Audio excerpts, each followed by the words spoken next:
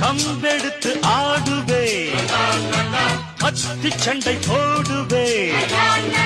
குத்துவதில் சூரன்னா, குஸ்திகளில் வீரன்னா,